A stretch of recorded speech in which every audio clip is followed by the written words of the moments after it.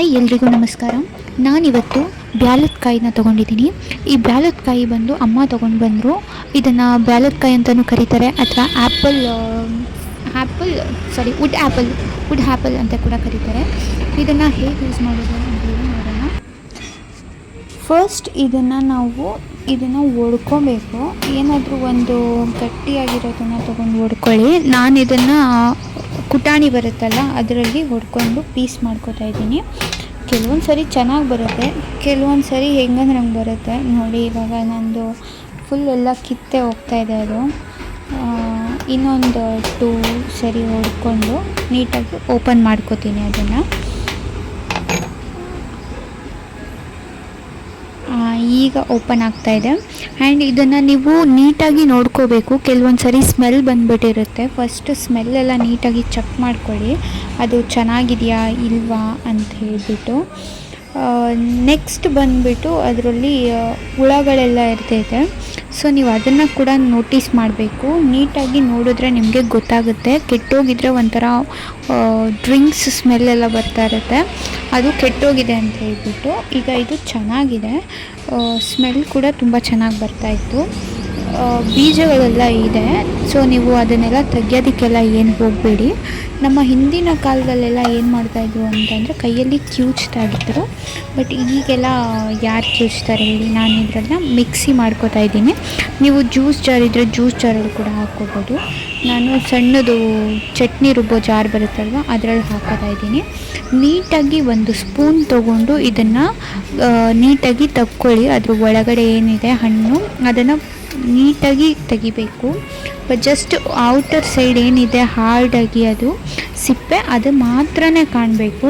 ಅದ್ರ ಒಳಗಡೆ ಇರೋದೆಲ್ಲ ನೀಟಾಗಿ ಒಂದು ಶಾರ್ಪಾಗಿರೋ ಅಂಥದ್ದು ಸ್ಪೂನ್ ಏನಾದರೂ ಇದ್ದರೆ ಅದರಲ್ಲಿ ನೀಟಾಗಿ ತೆಗೆದುಬಿಡಿ ಕಂಪ್ಲೀಟಾಗಿ.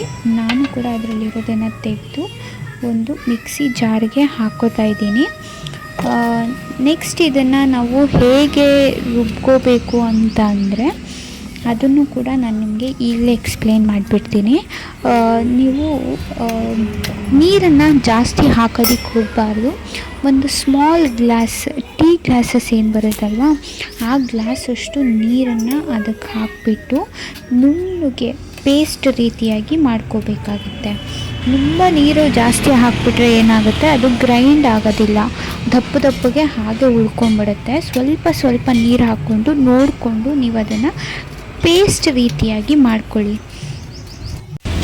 ಇದನ್ನು ಮಾಡ್ಕೊಳ್ತಾನೆ ನಾನು ಆಲ್ರೆಡಿ ಟಿಫನ್ಗೆ ಬ್ರೇಕ್ಫಾಸ್ಟ್ಗೆ ರೆಡಿ ಮಾಡ್ಕೊತಾ ಇದ್ದೆ.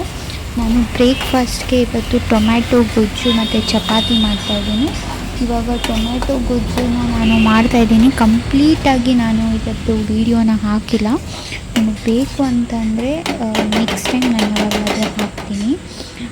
ಹಾಗೆ ಇದು ನನ್ನ ಫಸ್ಟ್ ವೀಡಿಯೋ ಆಗಿರೋದ್ರಿಂದ ನೀವು ಎಲ್ಲರೂ ನನಗೆ ಸಪೋರ್ಟ್ ಮಾಡಬೇಕಂತ ನಾನು ಕೇಳ್ಕೊತಾ ಇದ್ದೀನಿ. ಈಗ ನಾನು ಫಸ್ಟ್ ಚಿಲ್ಲಿ ಪೌಡರ್ನ ಹಾಕ್ಕೊಳ್ತಾ ಇದ್ದೀನಿ, 1/4 ಸ್ಪೂನಷ್ಟು. ಹಾಗೆ 1 ಸ್ಪೂನಷ್ಟು ಧನಿಯಾ ಪೌಡರನ್ನು ಕೂಡ ಹಾಕ್ಕೊಳ್ತಾ ಇದ್ದೀನಿ ನಾನಿಲ್ಲಿ. ಈಗ ಇದನ್ನು ಮಿಕ್ಸ್ ಮಾಡ್ಕೋತಾ ಇದ್ದೀನಿ. ಆ್ಯಂಡ್ ನೆಕ್ಸ್ಟ್ ಇದಕ್ಕೆ ನಾನು ಗರಂ ಮಸಾಲ 1 ಸ್ಪೂನ್ ಅಷ್ಟು ಹಾಕ್ಕೊಳ್ತಾ ಇದ್ದೀನಿ.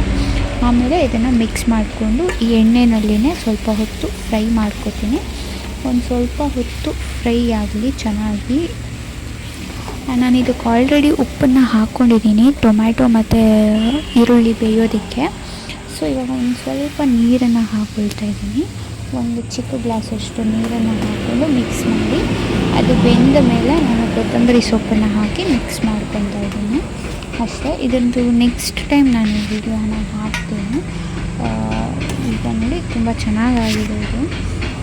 ಇಷ್ಟೇ, ಇನ್ನೊಂದು 2 ನಿಮಿಷ ಇದನ್ನು ಲಿಡ್ ಕ್ಲೋಸ್ ಮಾಡಿ ಇದನ್ನು ಬೇಯೋಕ್ಕಿಟ್ಟರೆ ಇದು ಮುಗಿದು ಹೋಗುತ್ತೆ. ಇವಾಗ ನಾನು ಜಾರ್ಗೆ ಹಾಕ್ಕೊಂಡಿದ್ದೀನಿ ಎಲ್ಲದನ್ನು. ಈಗ ಇದನ್ನು ಹೋಗ್ಬಿಟ್ಟು ನುಣ್ಣಗೆ ಪೇಸ್ಟ್ ಮಾಡಿಕೊಂಡು ಬರ್ತೀನಿ. ನೋಡಿ, ಈಗ ಪೇಸ್ಟ್ ಕೂಡ ಮಾಡಿದ್ದೀನಿ.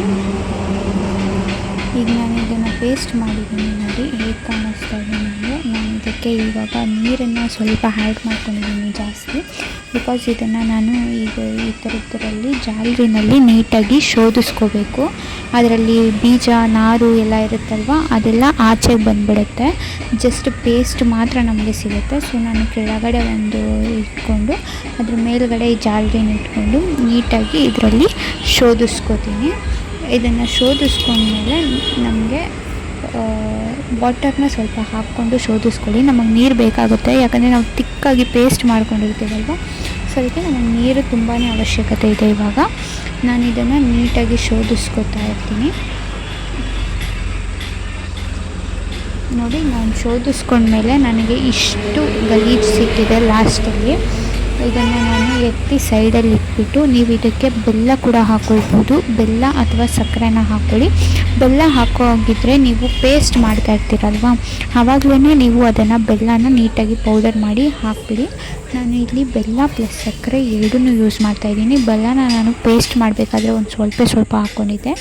ಹಾಗೆ ನಾನು ಇವಾಗ ಇದಕ್ಕೆ ಸ್ವಲ್ಪ ಒಂದು 3 ಸ್ಪೂನ್ಸ್ ಅಷ್ಟು ಸಕ್ಕರೆ ಹಾಕಿ ಎಷ್ಟು ಕ್ವಾಂಟಿಟಿ ಬೇಕೋ ಅಷ್ಟನ್ನು ನೋಡಿಕೊಂಡು ನೀರನ್ನು ಮಿಕ್ಸ್ ಮಾಡಿಕೊಡಿ. ನಿಮಗೆ ತಿಕ್ನೆಸ್ ಎಲ್ಲ ನೋಡಿಕೊಂಡು. ಮನೇಲಿ ಯಾರೋ ನೆಂಟರು ಬಂದಿದ್ದು ಅಂತ ಹೇಳ್ಬಿಟ್ಟು ಟೀಗೆ ಕೂಡ ಇಟ್ಟಿದ್ದೀನಿ ನಾನು ಒಂದು ಸೈಡು. ಇಷ್ಟು ಬೆಳಗ್ಗೆ ಹೊತ್ತಿಗೆ ಎಷ್ಟು ಕೆಲಸ ಇರುತ್ತೆ ಅಂದರೆ ತುಂಬ ಸಿಕ್ಕಾಪಟ್ಟೆ ಕೆಲಸ ಇರುತ್ತೆ. ನೋಡಿ, ಚಪಾತಿಗೆ ಕೂಡ ಹಿಟ್ಟನ್ನು ಮಿದ್ದು ರೆಡಿ ಮಾಡಿ ಇಟ್ಟಿದ್ದೆ. ಈಗ ಚಪಾತಿ ಕೂಡ ಮಾಡ್ಕೋಬೇಕು. ಫೈನಲಿ ಚಪಾತಿ ಕೂಡ ಎಲ್ಲದನ್ನು ಸುಟ್ಟು ರೆಡಿ ಮಾಡಿ ನಾನು ಕೂಡ ಅದನ್ನು ಬಾಕ್ಸಿಗೆ ಹಾಕ್ಕೊಂಡು, ಈಗ ನೋಡಿ ಎಷ್ಟು ಚಪಾತಿನ ಸುಡೋದ್ರಲ್ಲೂ ಒಂದು ಟ್ರಿಕ್ಸ್ ಇದೆ. ಚಪಾತಿನ ನೀವು ಸ್ಟಾರ್ಟಿಂಗ್ಗೆ ಆಯಿಲೆಲ್ಲ ಹಾಕಿ ಸುಡಬಾರ್ದು. 1-2-3 ಟೈಮ್ಸ್ ಅದನ್ನು ಟರ್ನ್ ಅಪ್ ಮಾಡಿ ಆಮೇಲೆ ಆಯಿಲ್ನ ಹಾಕಿ ಸುಟ್ಟರೆ ಚಪಾತಿ ತುಂಬ ಸಾಫ್ಟಾಗಿ ಬರುತ್ತೆ. ನೆಕ್ಸ್ಟು ಚಪಾತಿಗೆ ಆದಷ್ಟು ಆಯಿಲನ್ನು ಕಡಿಮೆ ಯೂಸ್ ಮಾಡಿ. ಡಯಟ್ ಮಾಡೋರಂತೂ ಯೂಸ್ ಮಾಡೋದೇ ಬೇಡ ಅಂತಲೇ ಹೇಳ್ತೀನಿ ನಾನು. ಹಾಗೆ ಕೂಡ ಚಪಾತಿ ತುಂಬಾ ಚೆನ್ನಾಗಿರುತ್ತೆ ಆಯಿಲ್ ಹಾಕದೇ ಇದ್ದರೂ ಕೂಡ. ಬಟ್ ಮಕ್ಕಳಿಗೆ ಮತ್ತು ಹಸ್ಬೆಂಡ್ಗೆ ಮನೆಯವ್ರಿಗೆಲ್ಲ ಕೊಡ್ತಾಯಿದ್ದೀನಿ ಅಂತಂದರೆ ಆಯಿಲ್ನ ಹಾಕಿನೇ ಕೊಡಿ.